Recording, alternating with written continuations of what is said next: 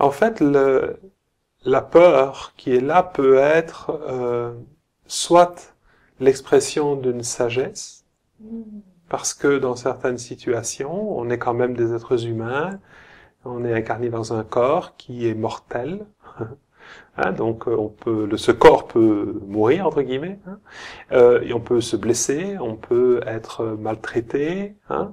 Donc si on est devant un chien qui monte les dents, qui bave et qui veut nous sauter dessus, c'est tout à fait sain de ressentir cette peur. On ne ressentirait pas cette peur, on serait à ce moment-là inconscient. Et ce serait pas sage de l'ignorer, hein. Donc elle est à notre service, cette peur. Elle nous indique dans la réalité de l'instant présent qu'il y a un danger potentiel. Ok?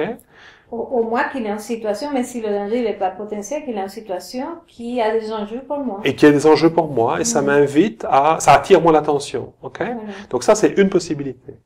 L'autre possibilité, c'est que une situation remette en évidence une ancienne peur ou une ancienne blessure. Donc la peur, c'est la peur de revivre quelque chose.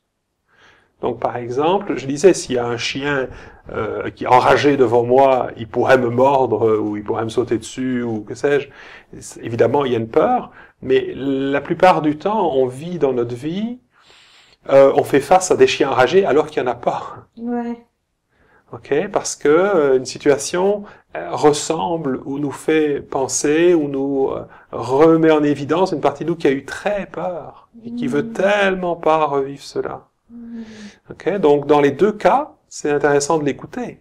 C'est intéressant d'être présent à la peur, de l'écouter vraiment comme un signal. C'est, on pourrait dire, comme quand, mettons, tu conduis ta voiture.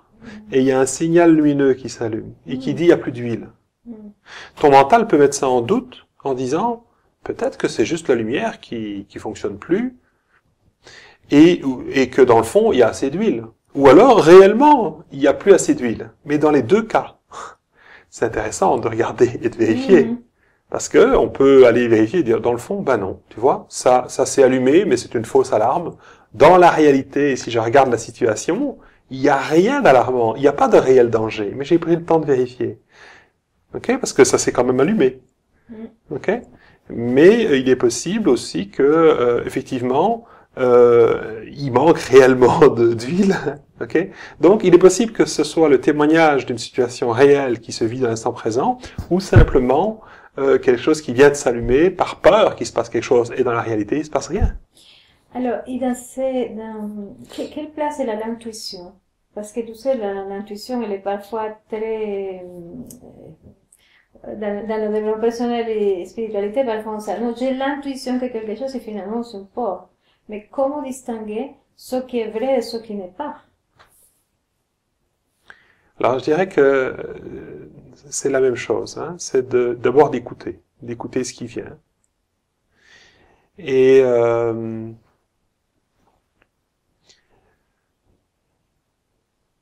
est-ce que la peur que je ressens, c'est quelque chose qui m'indique d'être prudent, hein? Je viens de rencontrer quelqu'un qui me propose de faire, je sais pas moi, une affaire ou que sais-je, et je ressens de la peur. On va d'abord reconnaître que quelque chose en moi a peur là maintenant. C'est tout ce que je sais. Que ça soit intuitif ou pas. On ne sait pas pour l'instant encore. Ouais. Pour l'instant, on sait que, tiens, quelque chose vient de se serrer dans l'estomac. Et on va éviter de rentrer dans des interprétations ou dans des hypothèses. On va prendre le temps de reconnaître. Tiens, mon estomac vient de se resserrer. Et d'écouter cela. Il y a vraiment une sagesse dans le corps. C'est-à-dire que, en faisant cela, je ramène aussi mon attention dans le moment présent. C'est-à-dire, je sors de l'histoire. Je me ramène en ressentant que mon estomac est serré, qu'il y a une boule dans la gorge, en ressentant tout le reste du corps. Je me ramène dans la situation, dans la réalité de ce qui se passe maintenant. Et ça me permet de distinguer ce qui, comment dire, la réalité de la fiction, en fait. Ça me permet de sentir si effectivement cette peur est réelle ou si elle vient de, je vais dire, d'une expérience passée. C'est en écoutant, en fait, cette partie de moi qui a peur en apprenant à être en relation, on pourrait dire, avec cela, que ça va m'indiquer de quoi ça a peur, dans le fond.